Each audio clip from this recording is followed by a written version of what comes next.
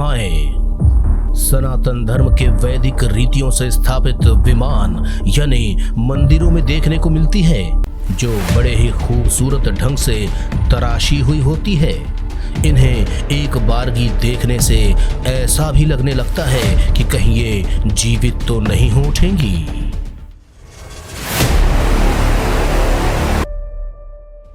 मात्र चेहरे के भाव से ही आप इन प्रतिमाओं के उस संदेश को आसानी से पढ़ सकते हैं जिसे विधर्मियों द्वारा कभी पढ़ने की कोशिश ही नहीं की गई। सनातन समाज के लोगों की आस्था को नग्नता से जोड़कर उपहास लगातार किया जा रहा है और उसे ऐसे पेश किया जा रहा है जिससे सनातनियों का मस्तक शर्म से झुक जाए। विधर्मियों की ये चाल आपकी आस्था पर लगातार हमले कर आपकी संस्कृति को खत्म करने की है। जब कभी आप भी ऐसे किसी मंदिर में दर्शन के लिए जाते हैं तो आपने भी इस बात पर विचार जरूर किया होगा कि आखिर इन नग्न और मैथुन प्रतिमाओं का यहाँ क्या काम है, इन्हें हमारे मंदिरों में किसने बनाया है और इस प्रकार के प्रतिमाओं का निर्माण करने के पीछे उसकी क्या सोच रही होगी।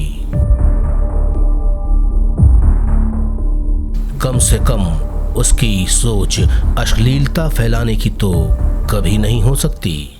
सनातन धर्म से नफरत करने वाले इन प्रतिमाओं की तुलना पॉर्न पिक और पोर्नोग्राफी से कर सनातनियों के मन में एक ग्लानि पैदा करने की कोशिश करते हैं।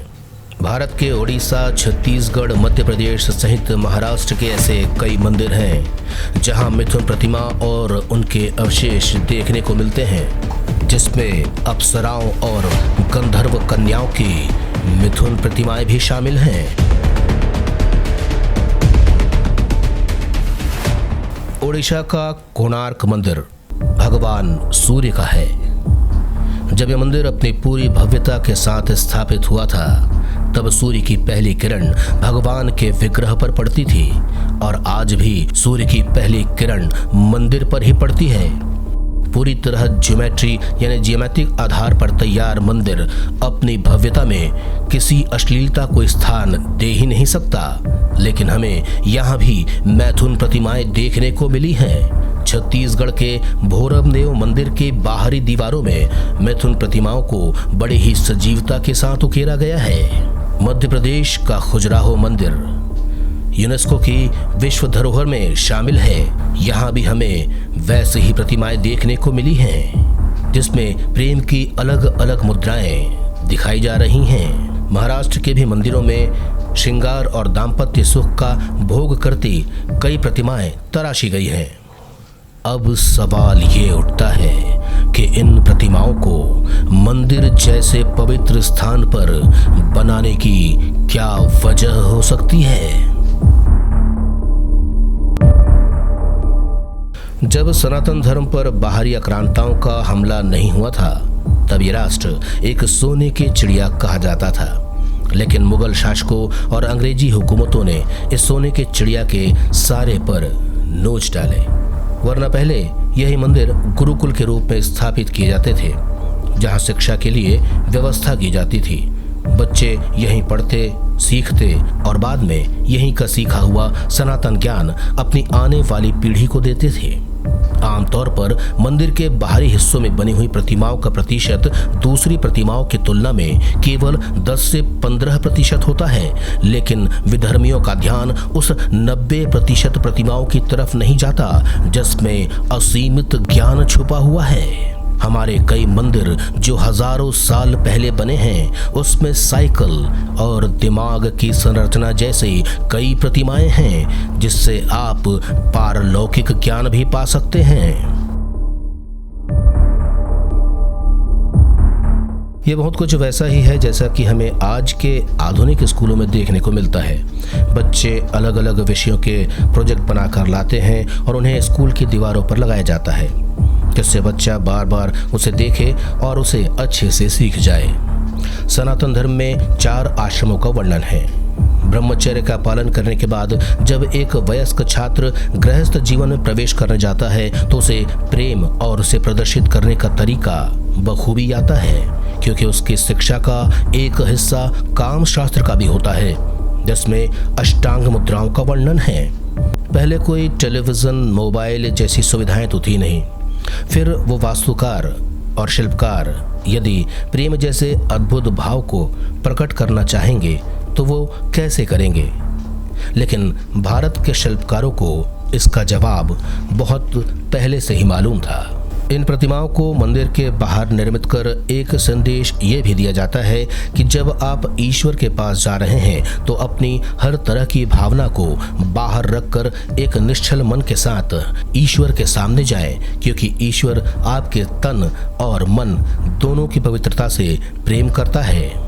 हालांकि आज इन मंदिरों की दशा पहले से कोई खास अच्छी नहीं हुई है, लेकिन आज भी हम अपने आने वाली पीढ़ी को संदेश दे रहे हैं कि जीवन आगे बढ़ते रहने का नाम है और जीवन इस धरती पर कैसे बने रहेगा इसका भी तरीका उन्हें समझा रहे हैं, क्योंकि स्त्री और पुरुष ही ब्रह्मांड का संचालन करते हैं। जो इन प्रतिमाओं को पॉर्न पिक और पोर्नोग्राफी से जोड़ते हैं वे वही कुंठित मानसिकता के लोग होते हैं जो एक भूखे मासूम बच्चे को स्तनपान कराती महिला में भी वासना ढूंढ लेते हैं। इस भावना को मनोविज्ञान में हाइपर सेक्सुअलिटी डिसऑर्डर कहा गया है। आपकी बायोलॉजी के किताब में प्रजनन यानी रिप्रोडक्शन का सिर्फ एक चैप्टर था, लेकिन हम पूरे बायोलॉजी को अश्लील साहित्य या पोर्नोग्राफ नहीं कह सकते हैं। उल्टे अब तो स्कूलों में बच्चों को सेक्स एजुकेशन देने की पहल की जा रही है। ये वही विज्ञान है जिसे दुनिया के दूसरे लोग 21वीं सदी में समझ रहे हैं। वही विज्ञान सनातनियों के पास हजारों हजार साल से संजो कर रखा हुआ है। भारत के इन मंदिरों में भ्रूण जैसी भी प्रतिमाएं देखने को मिलती है, यानी हम उस समय भी भ्रूण जैसे माइक्रोस्कोपिक चीज़ों को देखने में सक्षम थे, जो कि अभी आधुनिक उपकरण द्वारा देखी जाती है। 2000 साल पहले बने मंदिरों में स्त्री को हाई हील पहने दिखाया गया है, जिसका प्रचलन लगभग 100 सालों से हम अभी देख रहे हैं। आक्रमणकारियों ने हमारे मंदिर तोड़े, शास्त्र जलाया, शिक्षकों की हत्याएं की ताकि ये सनातन संस्कृति खत्म हो जाए, लेकिन जिसकी स्थापना स्वयं भगवान ने की हो उसे खत्म करना इतना सरल नहीं है।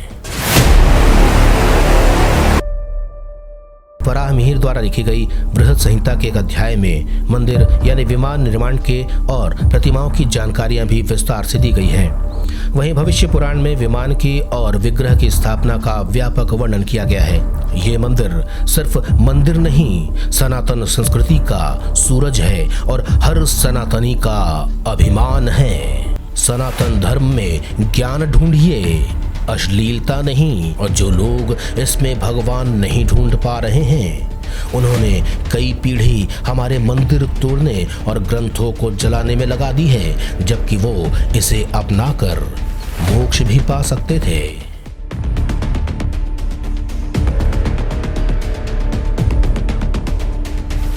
त्रिनेत्रम चैनल को अगर आपने अब तक सब्सक्राइब नहीं किया है तो तत्काल इसे सब्सक्राइब कीजिए और कमेंट बॉक्स में कमेंट करना ना भूलें।